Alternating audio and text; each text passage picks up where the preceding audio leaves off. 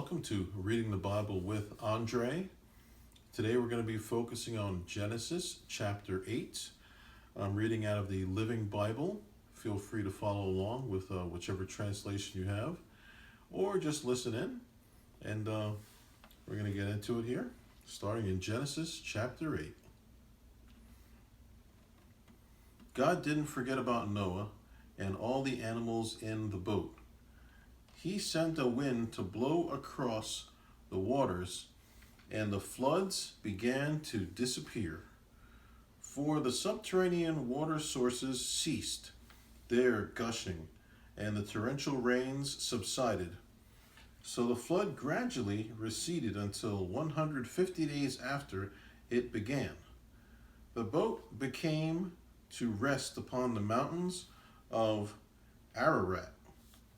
3 months later, as waters continued to go down, other mountain peaks appeared. After another 40 days, Noah opened a porthole and released a raven that flew back and forth until the earth was dry. Meanwhile, he sent out a dove to see if it could find dry ground.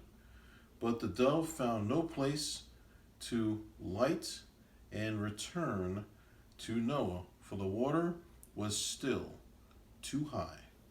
So Noah held out his hand and drew the dove back into the boat. 7 days later, Noah released the dove again, and this time, toward evening, the bird returned to him with an olive leaf in her beak. So Noah knew that the water was almost gone. A week later, he released the dove again, and this time she didn't come back. 29 days after that, Noah opened the door to look, and the water was gone. 8 more weeks went by, then at last the earth was dry. Then God told Noah, "You may all go out.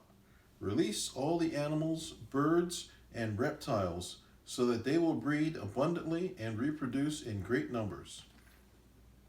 So the boat was soon empty. Noah, his wife, and his sons, and their wives all disembarked along with all the animals, reptiles, and birds. All left the ark in pairs and groups. Then Noah built an altar and sacrificed on it some of the animals and birds God had designated for that purpose. And Jehovah was pleased with the sacrifice and said to himself, "I will never do it again. I will never again curse the earth, destroying all living things, even though man's bent is always toward evil from his earliest youth, and even though he does such wicked things. As long as the earth remains, there will be springtime and harvest, cold and heat, winter and summer, day and night." That concludes Genesis chapter 8. Pretty interesting there as Noah went through the flood. Then he sent out the birds to check things out, to see, for a sign of dry land. And had to wait in God's timing. Had to wait quite a bit of time still after the flood was over. But once again shows it pays to listen to God, because God is always right, and God's wisdom. But that's some type of adventure there with Noah, the flood, and God promised not to flood the earth again. So contrary to what you may hear, there will be no more flooding on the earth in that magnitude to destroy the earth like God had done. So Noah was faithful, which is good. Shows us we need to be faithful to God and always listen and pay attention to what he says, even when we don't understand.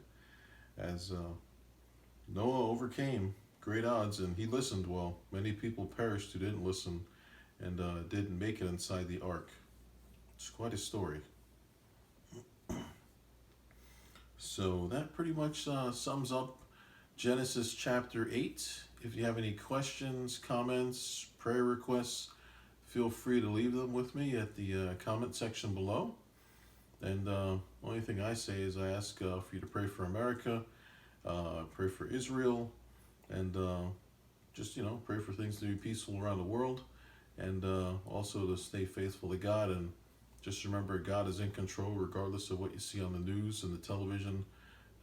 Don't fret, because the Lord has everything under control. So if there's anything else you'd like us to pray about, feel free to, like I said, leave a comment down below in the comment section. And we'll continue with another episode of Reading the Bible with Andre next week. And thank you very much for listening. All right. God bless you.